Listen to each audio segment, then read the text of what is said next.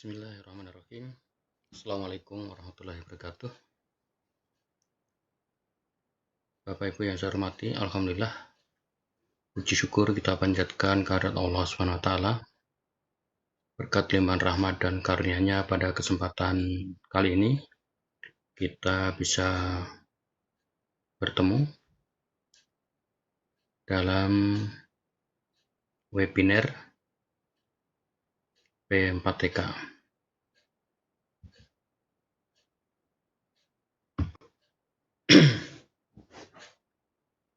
Pada kali ini,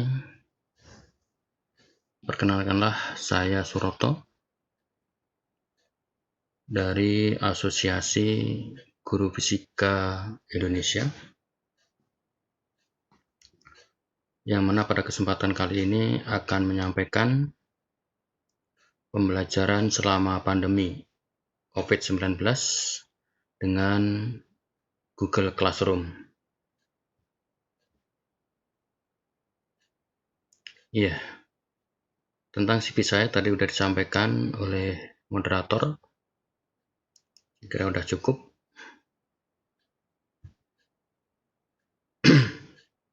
Bapak dan Ibu, bahwa amanah dari Kemendikbud, pembelajaran selama pandemi COVID-19 hendaklah dilakukan dengan daring. Belajar dari rumah melalui pembelajaran daring jarak jauh dilaksanakan untuk memberikan pengalaman belajar yang bermakna bagi peserta didik tanpa terbebani tuntutan menuntaskan seluruh capaian kurikulum untuk kenaikan kelas maupun kelulusan. Aktivitas dan tugas pembelajaran dari rumah dapat bervariasi antara peserta didik sesuai minat dan kondisi masing-masing, termasuk mempertimbangkan kesenjangan akses fasilitas belajar di rumah. Penugasan tidak diharuskan secara kuantitas sesuai jumlah jam pembelajaran reguler, namun cukup mempresentasikan mata pelajaran. Bukti atau produk aktivitas belajar dari rumah diberi umpan balik yang bersifat kualitatif dan berguna dari guru tanpa diharuskan memberi skor atau nilai kuantitatif. Pelaksanaan PBM agar dilakukan secara kreatif, menyenangkan, melatih kemandirian, tidak menimbulkan kecemasan atau kepanikan, serta tidak memberatkan peserta didik maupun orang tua atau wali peserta didik. Pelaksanaan PBM dari setiap guru mata pelajaran dikoordinasikan oleh wali kelas masing-masing peserta didik di bawah kontrol Wakasek Kurikulum. Pembelajaran yang dilakukan pada saat COVID-19. Pertama, harus membiasakan pembiasaan baik, ya, seperti misalnya kita harus senantiasa pakai masker, ya. Kemudian sering-sering cuci tangan, ya. Selalu diadakan pembiasaan. Kemudian pendidikan life skill, ya. Diberikan keterampilan terutama dalam hal ini adalah tentang IT, ya. Kemudian pendidikan karakter,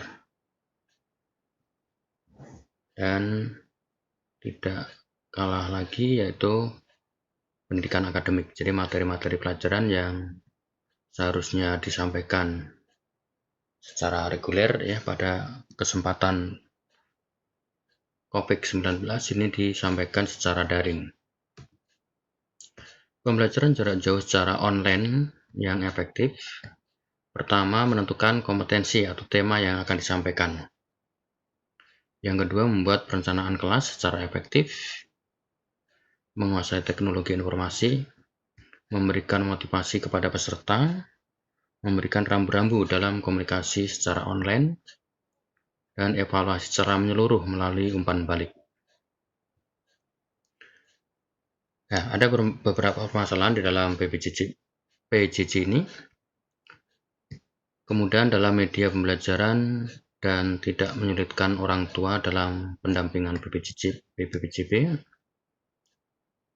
Kemudian memperkecil penggunaan video karena kemampuan editing masih kurang dan sarana belum lengkap. Menggunakan aplikasi yang mudah meringankan tugas. Foto dokumen kegiatan life skill agak susah, boros kuota, terlalu ribet, ortu jadi bingung, jaringan susah, HP-nya berbagi dengan orang tua.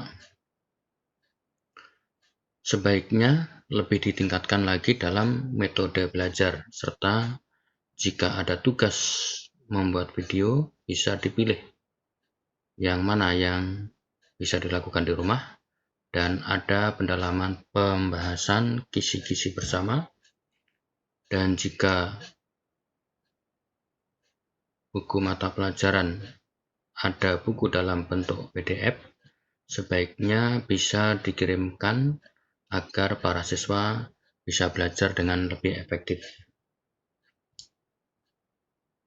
Sarannya mungkin guru-guru bisa untuk bantu menguatkan kepada siswa agar lebih bisa amanah dan bertanggung jawab dengan tugas-tugas BPJB-nya, misalnya dengan ada waktu tenggang, misalnya 1 minggu ya. Video call oleh gurunya sambil ditanyakan mungkin ada pelajaran atau tugas yang belum diselesaikan, bisa sambil ditanyakan kendalanya apa. Jangan terlalu menekankan karena mempengaruhi psikologi siswa. Kita pun butuh motivasi belajar karena makin ke sini agak rumit mengerjakannya. Kita ngerti ini demi kebaikan, tapi dengan cara memberikan tugas yang terlalu banyak menjadi beban untuk anak-anak, setidaknya diselingi dengan motivasi atau hiburan agar anak-anak juga bisa lebih semangat lagi. Baik, kita akan sampaikan tentang pembelajaran dengan Google Classroom. Google Classroom atau dalam bahasa Indonesia yaitu ruang kelas Google adalah suatu serambi pembelajaran campuran yang diperuntukkan terhadap setiap ruang lingkup pendidikan yang dimaksudkan untuk menemukan jalan keluar atas kesulitan dalam membuat, membagikan, dan menggolong-golongkan setiap penugasan tanpa kertas. Memulai Google Classroom. Nah, ini pertama untuk memulai Google Classroom itu kita buka, salah satunya bisa dari Google Chrome ya. Kita klik di sini Google Chrome. Nah, maka akan muncul seperti ini. Di searching ini kita tulis Google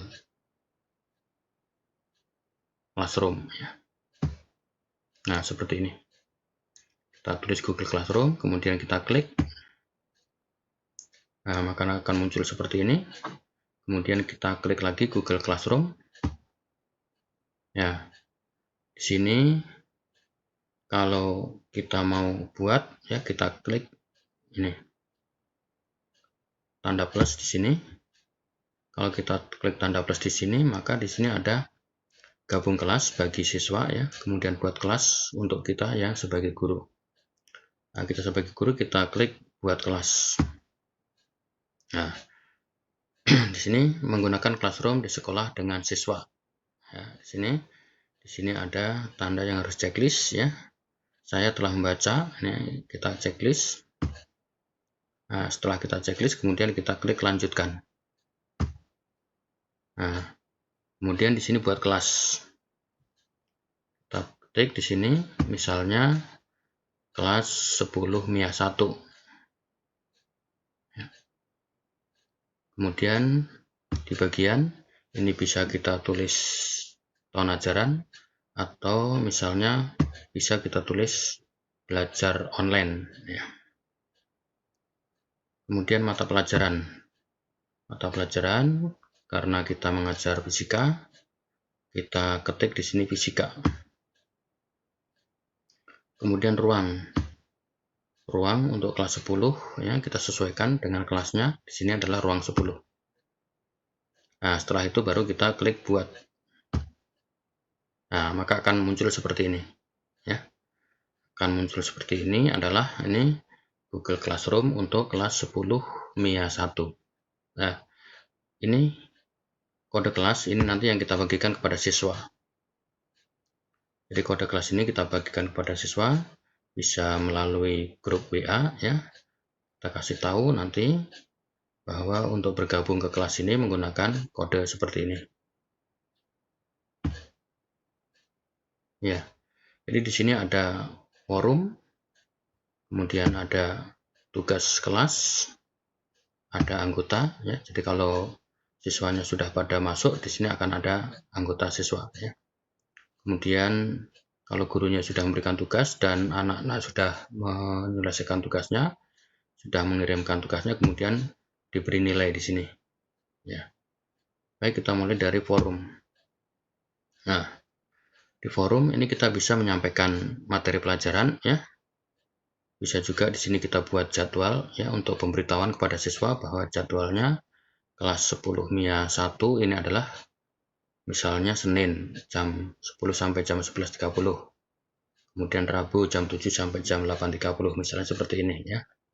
Bisa juga materi-materi pelajaran ya yang kita simpan di sini.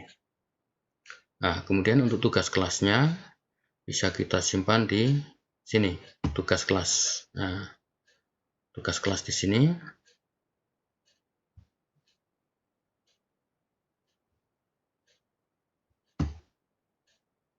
Nah, di sini kita buat tugas kelasnya. Tetapkan tugas kelas Anda di sini. Nah, ini kita klik buat ya. Buat tugas.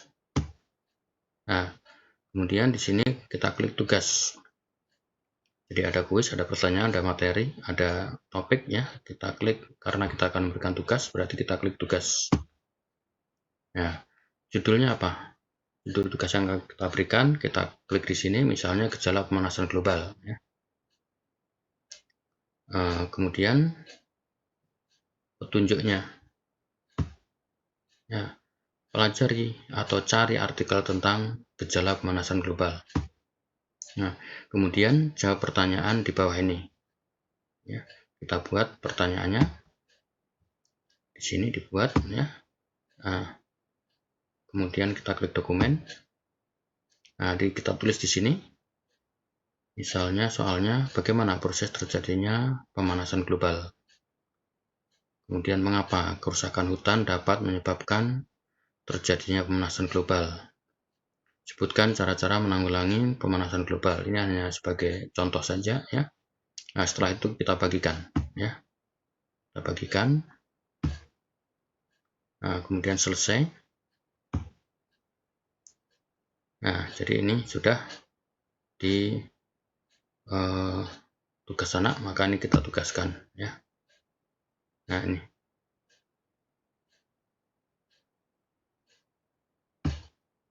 ya. Jadi itu yang bisa saya sampaikan. Kurang lebihnya mohon maaf. Billahi taufiq wal hidayah. Wassalamualaikum warahmatullahi wabarakatuh.